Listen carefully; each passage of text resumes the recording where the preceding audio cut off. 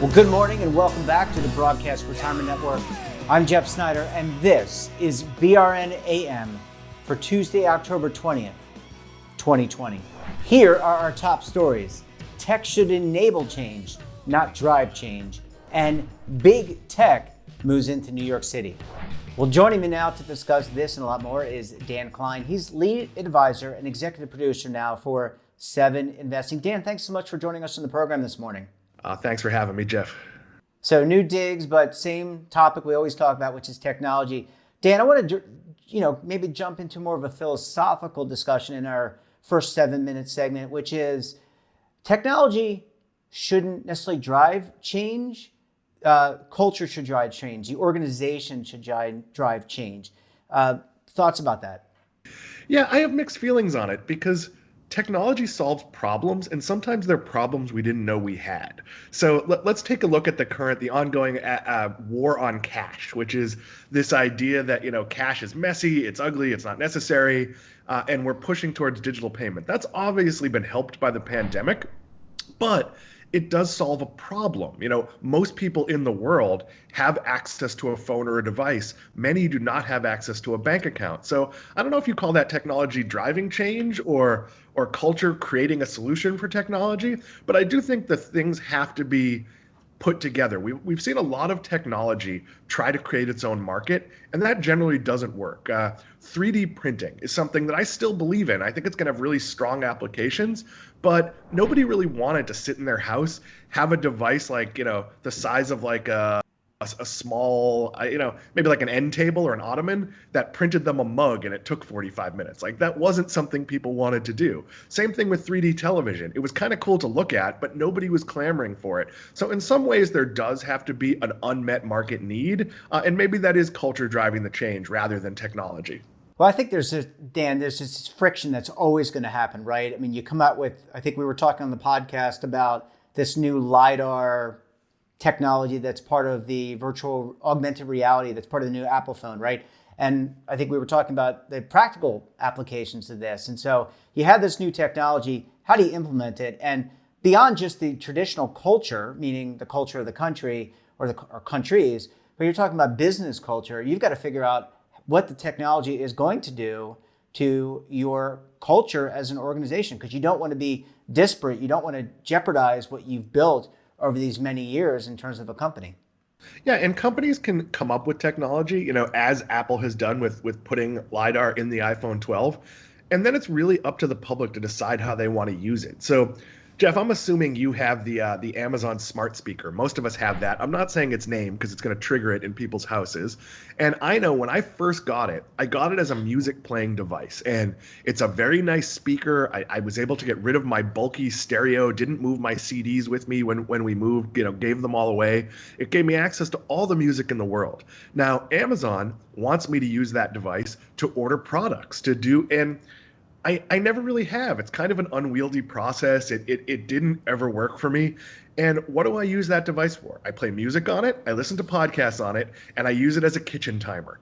I do occasionally other things, but those are really the main uses for it. That's not what Amazon wants. That's not what they intended it for. It's a really expensive kitchen timer, but it's a lot easier than using the one on my microwave, and you can set multiple timers. So it's one of those things where you can build a really cool thing, and LiDAR might be really cool. Somebody has to come up with, well, how does this help me in my everyday life? Well, one of the ways it might help me is, let's say I'm buying a couch, and I can do a virtual scan of my living room and then insert the couch into my actual living room. That's something you can do with Peloton on their website.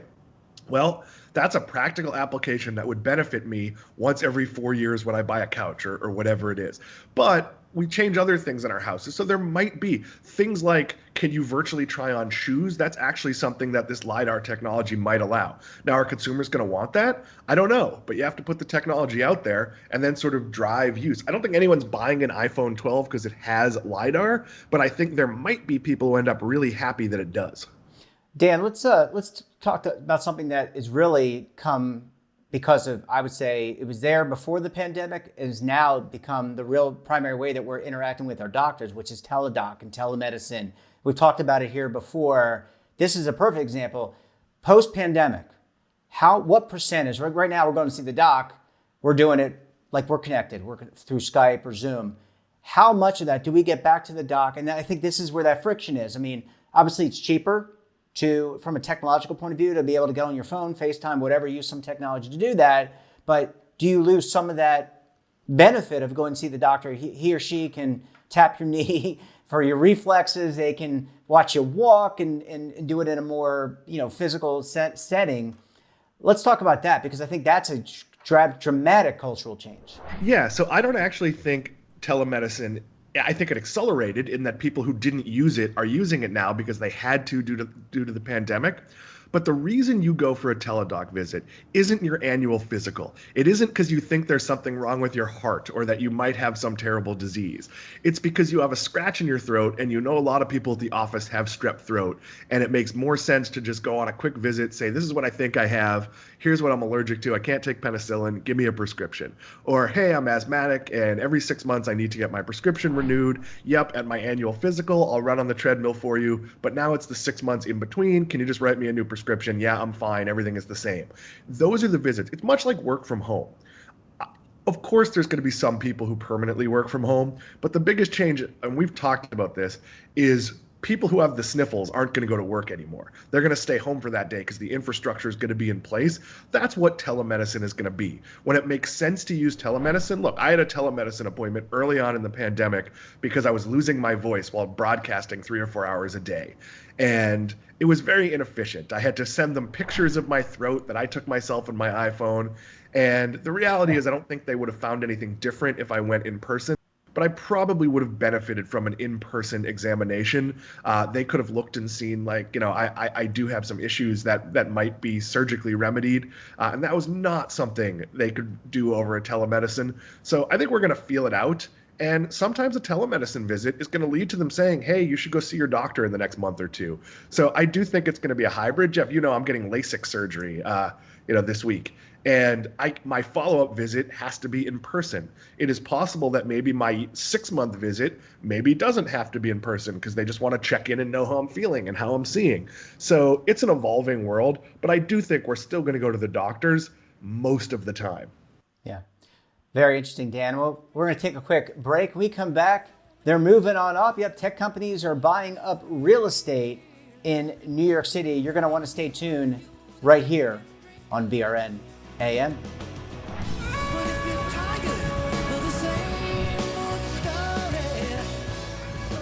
Imagine a new television network that will make you richer, healthier, and in control of your financial future.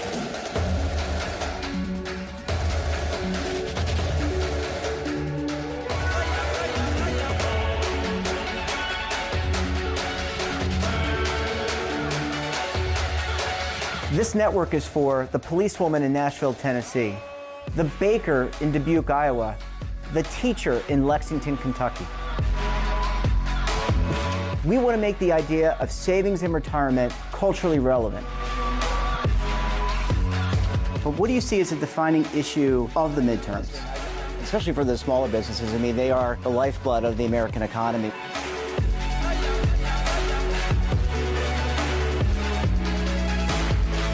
Featuring exclusive interviews, current affairs, and docuseries. 33 years old, you retired early. The philosophy is money only matters if it helps you live a life that you love. But you got to start thinking about retirement as soon as you get in. The Broadcast Retirement Network will drive very high engagement with premium partnerships. So this isn't retirement and savings for your parents or grandparents. This is for all Americans. And we're going to change the way you think about money.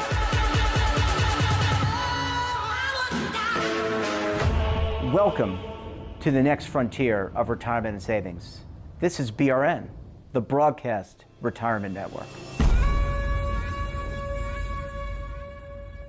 Hi folks, Joe Namath here, and if you're on Medicare, this is important. You're now entitled to eliminate copays and get dental care, dentures, eyeglasses, prescription coverage, in-home aids, unlimited transportation, and home-delivered meals, all at no additional cost. Plus, your zip code may have coverage with a give-back benefit that adds money back to your Social Security check every month. Look, with the uncertainty of the virus and vaccines, you need to get everything you're entitled to. Here's the bottom line. Call to get significant benefits at no additional cost and see if your zip code has coverage with the Give Back benefit. Millions of people have trusted the Medicare Coverage Helpline. You can too. Call now. It's free. Call 1-800-924-3920. That's 1-800-924-3920. Welcome back. We're joined this morning by Dan Klein. He's the lead advisor and executive producer for 7 Investing. Dan, thanks so much for staying with us this morning. There is nothing else to do, Jeff. We're in a pandemic. Well, that's true. We can't go anywhere, so we're stuck in the studio, in our studios, away from our families. But Dan, really interesting. You know, New York City, obviously, like many cities around the world and here in the U.S., shut down.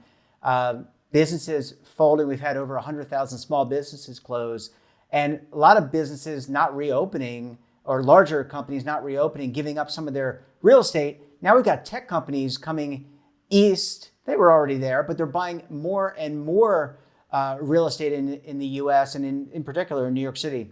Break it down. What's it all mean? Yeah, so this idea that we were just going to give up offices has always been a fallacy. Now, look, there are companies that can function fully remote. My company, 7 Investing, there are 6 of us on the main investing team, and we are all in different locations, but 6 is a manageable number to work remotely, and we're in contact all day long on Slack. I can't imagine how overwhelming my world would be if there were 20 of us, because I had a 45-minute ride yesterday. I stopped at a rest stop and then finished driving back from Orlando. And when I got home, there were 45 new messages in the Slack channel. And most of it was just good-natured stuff, but you had to find the work stuff, the things you were supposed to answer. So there is a huge benefit to being in person. And we saw it. Reed Hastings, co-CEO of Netflix, openly pined for being in the office. And he wasn't saying people can never work from home. He said he expected most people would work from home 1 day a week or in circumstances that dictated it. But a lot of jobs are collaborative. Look, do I wish I could be sitting with my teammates all in the same room and with the marketing team, down the hall where I could walk down and talk to them? Yeah, absolutely. That would be easier. So tech companies are recognizing that, if you're Facebook, it's not individual people working on solo projects. It's big teams of developers working on massive things. And being in the same place has its benefits. And why are they going to New York City? And this whole, there's this narrative that New York City is dying because there's 15,000 available apartments when it's normally 5,000. Well, first of all, that's a tiny fraction of the apartments in New York. And the reality is there's a lot of people who have left New York that aren't going to come back like you, but there's a lot of people like my brother who've left New York because his office is closed. And why pay New York rent until his office reopens? Right. Facebook and all these other tech companies are going where the population is of people they want to hire. New York City attracts smart young people. They want to live in the city. That's where the bars are. That's where the clubs are. That's where all the concerts, all the stuff to do, all the restaurants. I know a lot of businesses have closed, but it's still New York City, Boston, Miami, all these places that are attracting tech companies. They're going to have offices, and people aren't necessarily going to be there 100% of the time, but they're still going to be there a lot. So it's changing. Certain companies won't have offices, but big tech and entertainment and collaborative businesses, they're going to have offices, and they're going to put them in the places with the highest concentration of highly educated people and places where people want to live. And these are growing, the tech sector is a growing sector. Facebook, Google, others are growing. Now's the time to buy real estate at a cheaper price per square foot. We'd have to talk to Deidre Woolard or Jacob Passy from MarketWatch about that. But it just seems like it'd be more favorable now to do that. And you see another technology company, I think it was REI, just flipped their home office. I forget where it was. They were just building a big... Seattle area. Seattle, yeah. They were just building a big campus. I think Microsoft came in and took that. So, yeah, is this some of that we have to recognize is part of REI's public relations plan is being the we're not open on Black Friday, go take a hike company. So they have to be extra progressive in terms of work from home. Coldly, they saw an opportunity to save, and they're a sales company. They sell outdoor gear. It might be less necessary for their teams to collaborate, to be in the same place. Look, I'm not saying it's impossible to be remote. I was a remote worker as part of multiple teams at Motley Fool for 6 years. That said, it was sometimes difficult when everyone else is in the room and you're not. You mentioned Deidre Woolard. Deidre works on a team that's based in Denver, and she's in Alexandria, and that can sometimes be challenging. Now, do I think the Facebooks and Microsofts of the world are better equipped to handle this? Yes, they are, because the Microsoft campus is so big, you might have a meeting that's too far to get to and attend it remotely, even though you're there, or have colleagues on your team that are physically a drive away from you. So they've already baked in these tools, but they're expanding in cities because you're right. It is a good time to buy real estate. There are buildings coming open that traditionally would not have been available at attractive prices. And it is a little easier to go to a new hire and say, hey, look, you want to come to New York? It's a lot easier to get an apartment right now, and this is basically like, Amazon was looking at an HQ2 and having it in New York, and New York sort of pushed back, we don't want all the people, we don't want all the tax breaks. And now they're just doing it kind of without as many tax breaks, but probably saving as much money because the real estate is going to be there. And look, do I expect these to be old school traditional offices? No, these are going to be open offices with lots of communal spaces, with lots of amenities, with nap rooms, with exercise rooms, with, all the perks of digital life, the ping pong table and the pool table and the coffee bars and that kind of thing. But all these reports that the office is dead, they're just wrong. And a lot of hand sanitizer. Dan, always a pleasure chatting with you. Have a great rest of your week, and we'll talk again on the podcast later in the week. Jeff, I'll see you soon with no glasses next time. Awesome. Thanks, Dan. See you later. And that wraps up this episode of BRN AM. Have a topic of interest or someone you think we should talk to? Drop us a line. And don't forget, for all the news in retirement, markets, technology, personal finance, so much more, check out our daily newsletter, The Morning Pulse. So until tomorrow, I'm Jeff Snyder. Stay safe, keep on saving, and don't forget, roll with the changes.